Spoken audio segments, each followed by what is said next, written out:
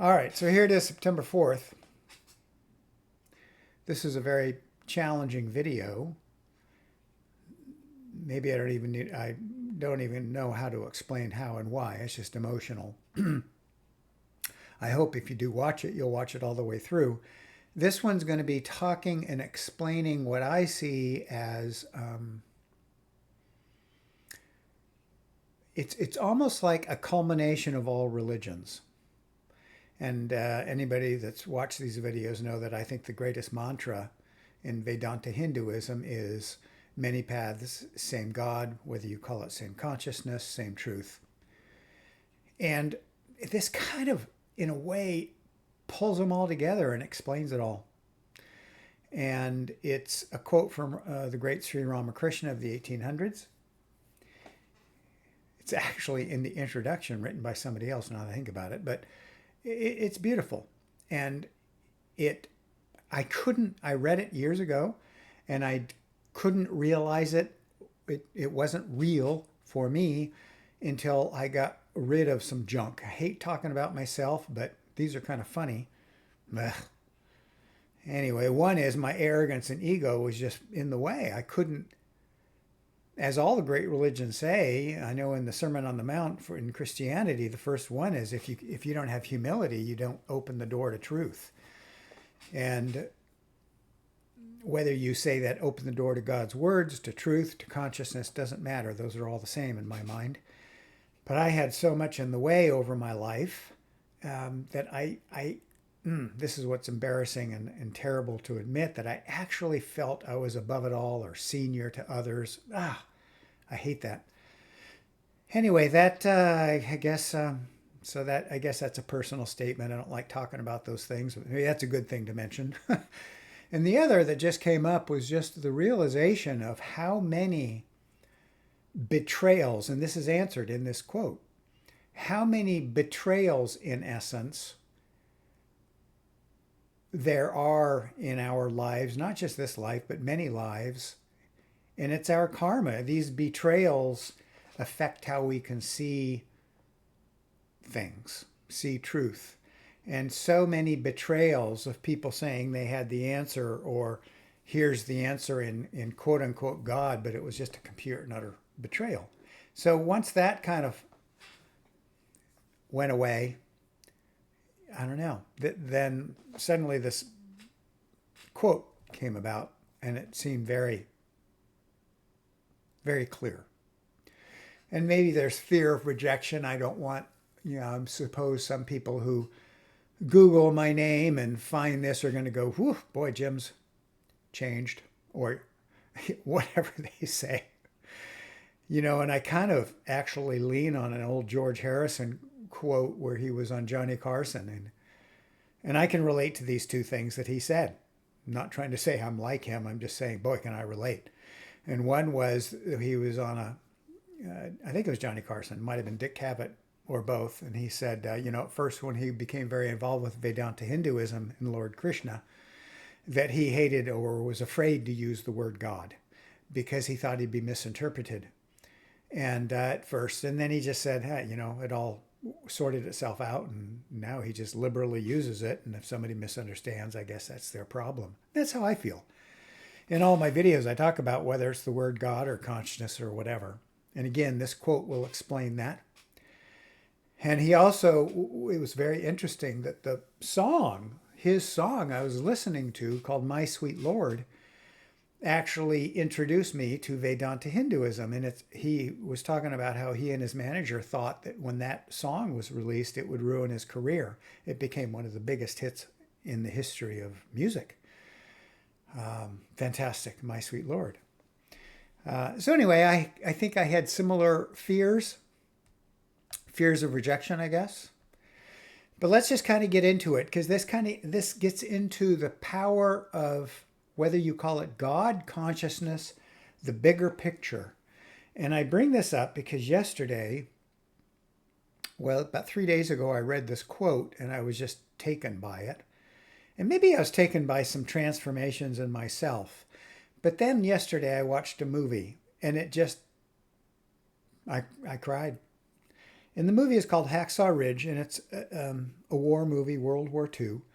And in it, it's a true story about a guy, I forgot his first name, Private Doss, D-O-S-S, the first winner of the Congressional Medal of Honor for courage.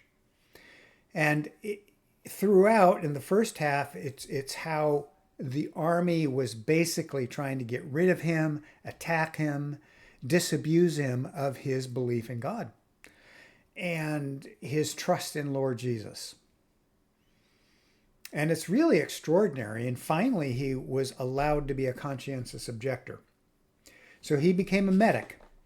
And he wouldn't carry a rifle. He didn't want to learn how to use a rifle. It was against his faith. Now, just how difficult that would be, because he went through a court martial. He could have been in jail. But he stood by his beliefs. And so then he goes to Hacksaw Ridge, and his unit, however many it was, hundreds of men, had to climb, this is in Okinawa, this ridge, and they were getting slaughtered. And many, many groups of army and the U.S. Army had gone up this ridge, and they were just getting creamed. And when his group went up over this ridge and had to climb 100, 200 feet, whatever it was, and this was back and forth day after day, apparently, and the Japanese were in underground, and they would come out during the day and just wipe out the Americans, and at night retreat back into these tunnels.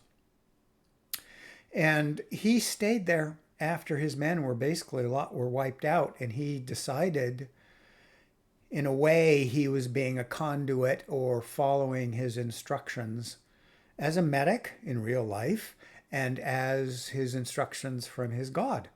And he stayed up there and on his own saved 76 men, dragging them, carrying them on his back amidst Japanese fire. And he never once fired back. And he would hoist them down or lower them down, whatever the correct word would be, and his hands were shredded from having the ropes go through his hands. And throughout this ordeal, he kept saying to himself, "Please, Lord, let me find one more." I think that was the quote. "Please, Lord, let me find one more." And 76 men he saved. And basically, as it went, finally down below where the army and the headquarters were, they realized something extraordinary was occurring. And they asked one of the ones that was saved, who did this? And they said, "Private Doss. And they thought, well, who else? No, it was just one man. One man saved 76. What kind of courage, commitment does it take to do that? And at the end, they actually had this man, about 87 years old, talking. And he said, it was just extraordinary. I don't want to get into it that much, but it was amazing to think of the power of whatever that is that you want to call it. Doss, it was Christianity and God. In the same light, then this morning came up, and it was about a model. I don't want to get into who it was, but it was a model who, I guess, finally disclosed the fact that she had breast cancer 7 years ago and went against the traditional norms of medical treatment.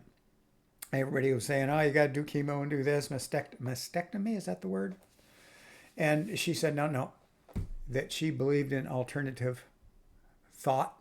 I don't know exactly what her thought was. It was just a paragraph or two. But she went through a non-traditional form, and she's now free of the cancer. And she said it was the hardest decision in the world to go against, 99% of the population and their belief.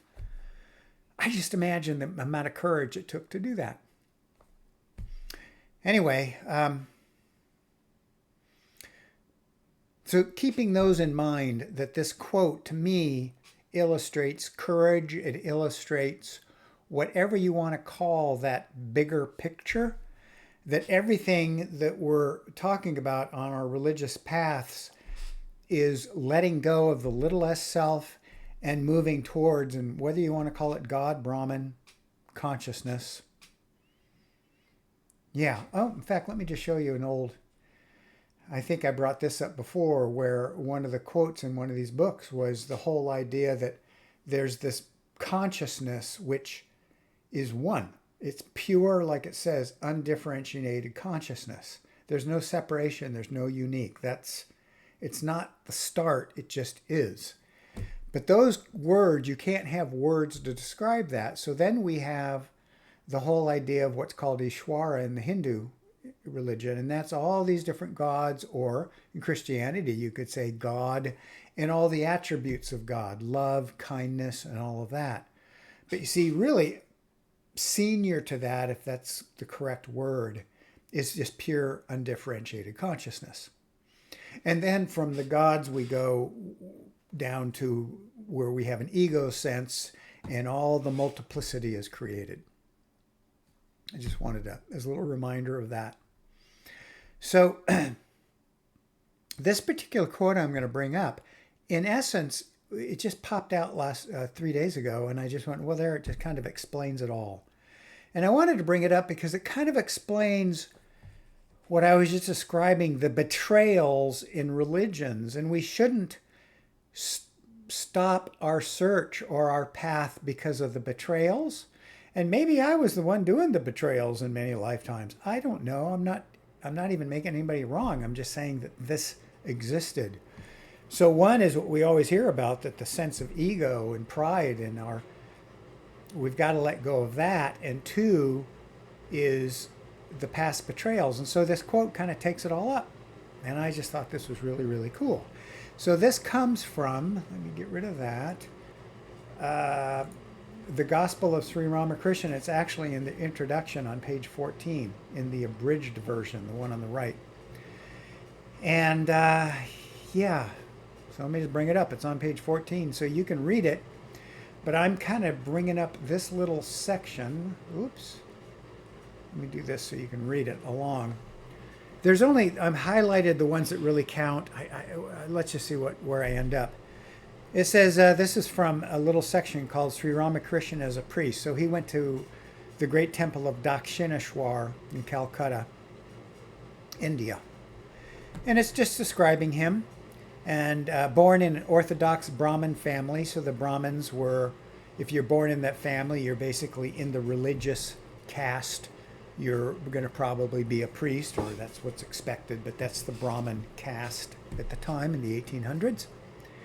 And Sri Ramakrishna knew the formalities of worship. I'm reading right here. Knew the formalities of worship, its rites and rituals. So he knew all these from a very young age. The innumerable gods and goddesses of the Hindu religion are the human aspects of the indescribable and incomprehensible spirit. So that goes back to what I just showed you. There's the oneness, the spirit, and then there's all these different goddesses and gods.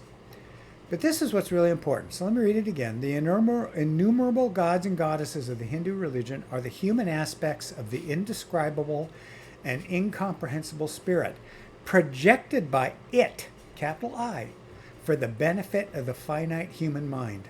Now, you see, I had to get past my ego to even duplicate that. No, my mind, I had to get past my punditry. I had to get past my ego just to get that. Now, they understand and appreciate human love and emotion. Help men to, so all these various gods and goddesses, they understand and appreciate human love and emotion. Those are human aspects. They help men to realize their secular and spiritual ideals. Thank you. We have to, in a way, learn about love and caringness and serving others. And ultimately, this is really key, enable men to attain liberation from the miseries of the phenomenal life. Now you can read the rest. The source of light, intelligence, wisdom, strength is the capital O, one. Is the one alone from whom comes the fulfillment of desire.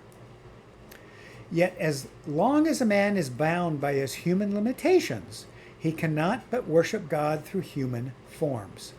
That is just really showed to me what I have been experiencing lately, and that is just the power of that particular path called Bhakti Yoga in Hinduism. It's also to me why Christianity is such a beautiful religion, and Ramakrishna loved Christianity. he finally settled in. I think he practiced Christianity. He became one with Christianity for a year or two, but he settled into Vedanta Hinduism. But anyway, yeah, I just think that's fantastic. So instead of my arrogance belittling the worship of a god or love and emotion, I think it's fabulous. Because quite honestly, the other path of knowledge, as described by this great Sri Ramakrishna, is much more challenging and difficult. And I guess I had to get beat up enough to go, ugh, it is much more challenging. Anyway, therefore, Hinduism asks the devotee to look on God as the ideal father, the ideal mother, the ideal husband, the ideal son, and the ideal friend. I do that. I love it. But the name ultimately leads to the nameless, the form to the formless. So the idea of whether it's Lord Jesus, Lord Ramakrishna, Lord Lakshmi, whatever that is, it eventually will go to consciousness, to the formless, the word to the silence, the emotion to the serene realization of peace in existence, knowledge, bliss, absolute. That right there, I've brought it up before, is Sat Chit Ananda, existence, knowledge, and bliss. As it said, that is the basic words of God. That is what God is. So, the gods gradually merge into one God or the formless, the consciousness. But until that realization is achieved, the devotee cannot dissociate human factors from his worship. So I used to think that meant I was behind or less. That is just foolish. Boy, if I ever did that, I apologize. I know I did, so I apologize. Water under the bridge, I don't know. As Vivekananda would say, just let it dissolve into God. Or let it dissolve into Brahman. Those were his words. Let it dissolve into consciousness. So this is really great. It talks about why in the Hindu faith you see a lot of priests adorning a statue, praying to a statue. It's a really interesting read. I would highly recommend it, but I don't want to get too long here. Hindu priests, but this is really important because this gets into the betrayal in a way. Hindu priests are thoroughly acquainted with the rites of worship, but few of them are, this is right from the Ramakrishna book, Vedanta Hinduism, and it says, but few of them are aware of their underlying significance. So they're doing all these rites of worship, but few of them are aware of their underlying significance. Ignorant priests move their hands and limbs mechanically in obedience to the letters of the scriptures and repeat the holy mantras like parrots. Isn't that fascinating? It's almost like, and I think all religions have this. All religions have some that get it and some that don't. But that's not to belittle them either. They're all moving on their path, but few really, well, it just says what it says. But from the very beginning, the inner meaning of these rites was revealed to Sri Ramakrishna. So I think that is really interesting. All religions, all paths have, you could say, their left and right extremes. Our government has its left and right extremes, and they're battling it out right now. Religions have betrayals. There is no perfect or right path. And as I've said many times, and I think that's why I kind of had 2 or 3 of the last videos were on find your own path. Find what communicates to you, whether it's, yeah, maybe it's a form of atheism. I remember reading once that one of the powers of Hinduism is, well, I guess it depends upon what school of Hinduism, but even said atheism is fine. And at the Vedanta temples of Ramakrishna, they have a big image of Lord Krishna, Lord Buddha, and they talk about Lord Buddha. They have Lord Jesus. I think that's beautiful. So find out what works for you. Now, following that quote then is a quote that I'm going to read these, and I am still just going, wow, oh, wow.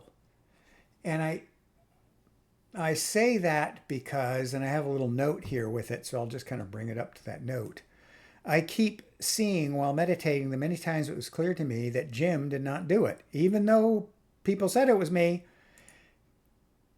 And maybe this has happened to everybody. And maybe as you recount ideas, I remember even before I started practicing Vedanta Hinduism or Buddhism or the religions of India, I used to go, what in the world happened here? And so whether it was, yeah, and I've heard other people tell the same stories. I've told some of them in my videos and I don't really want to get into it, but whether it was in a sporting event or figuring something out or learning something or, well, yeah. But these are the quotes, and I think they're really, really interesting. And this was, I believe they're all from a website on Sri Ramakrishna, but this is Ramakrishna. You see, the feeling of I and mine is the result of ignorance. You could see, well, if I was full of arrogance, I wasn't going to read this. But I read it and went, what? Really? So, let me get rid of that. Add. You see, the feeling of I and mine is a result of ignorance. But to say, O God, thou art the doer. All these belong to thee is the sign of knowledge.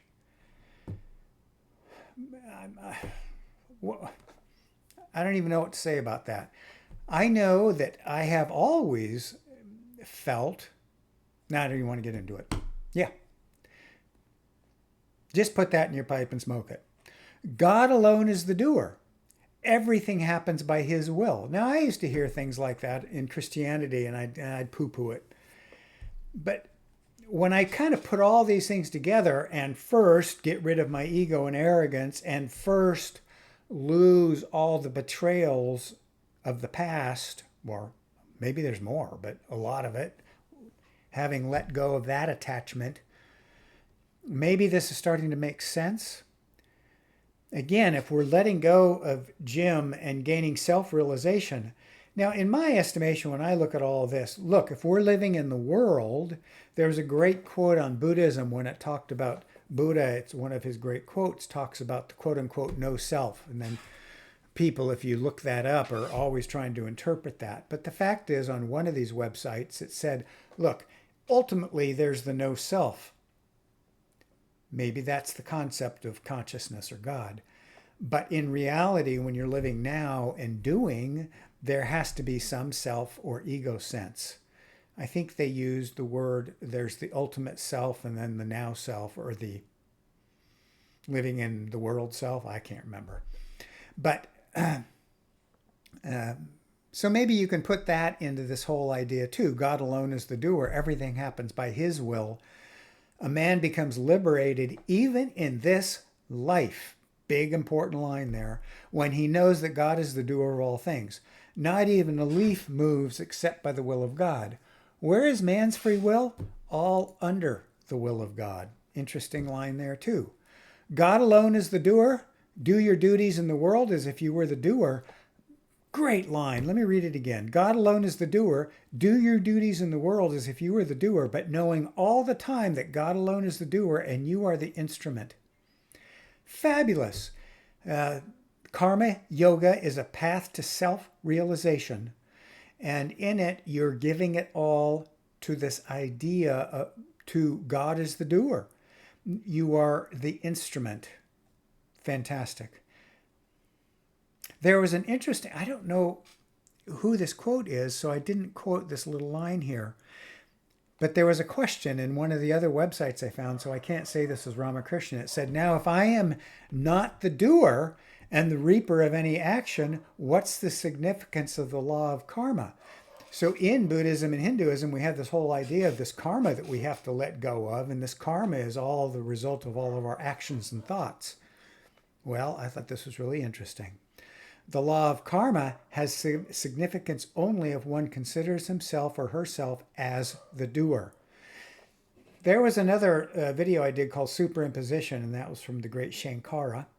And in it, he talks about once you lose the ego sense, all of the superimposition, in other words, all of this creation of rebuilding of everything ceases.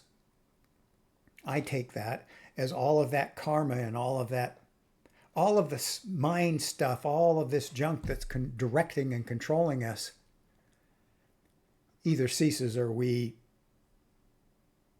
don't have to mind it. Let's put it that way. Anyway, it says, in reality, neither karma exists, nor the result of karma, nor the doership. In other words, I'm the one doing it all. That's the reason whatever good or bad deeds one does wouldn't go beyond the material world. So in a way, all of this gives you your answer. The more we find who we really are, the more we meditate on these thoughts and ideas, well, anyway, there you go. And the simplicity, I'm going to take this off so I can go to my little notes. For me, I think that answers so many questions, or maybe defines so many of the great aspects of religion, and how, in my mind, it really is true that many paths lead to the same consciousness, to the same truth, to the same God. And it really just depends upon where you're at that moment. And it's not a matter of better than or I'm senior than. That's an egotistical thought. And yeah, so we're all just going from little s self to big S self. We're all gaining our humility to do that. We're all going to that bigger picture. Me, I adore Sri Lakshmi. I've told the story of she's always been there. And I'm just going to leave it at that. And a lot of people, I've read that she's one of the most predominant goddesses of India. I don't know. I have not really studied all of this. I always thought it was Lord Krishna, and maybe she's one of them. But I've heard that she represents financial independence or security, but she also represents the gaining of consciousness or truth. And that's what it means to me the most. She's always been there and providing the truth. And yeah. All of these religions, as far as I can tell, although I haven't studied them all, I know in this book, the Sermon on the Mount, where it parallels the words of Hinduism and Christianity and the similarity of the concepts, but the words are different. But even in Buddhism, if you look at the Eightfold Path, as it's called, if you live an ethical life, let go of the little s self, meditate, pray. Is it really different? Continue to strive for truth. Let go of self, live an ethical life, serve and help others. I mean, you can just live that right there. Simple. So, yeah, I try to tell some stories that to illustrate the truths. But to me, boy, I'm not the truth, that's for sure. Well, maybe in the end we're all the truth, but Jim's not. These are the books. Yeah, these are the books. So we live an ethical life. We do the best we can. When we screw up, we give it all, let go of it all. We become more, be here now. We become more and more in the now because we're letting go of all the junk of the past. We're not even stuck in the future. We're just living an ethical life as we see it, meditating and praying, continuing our studies or our living life, and helping others. Yeah. I think that's beautiful. The oneness of all religions. Maybe that's what I'll title this. I'm not sure yet. Okay, that's it.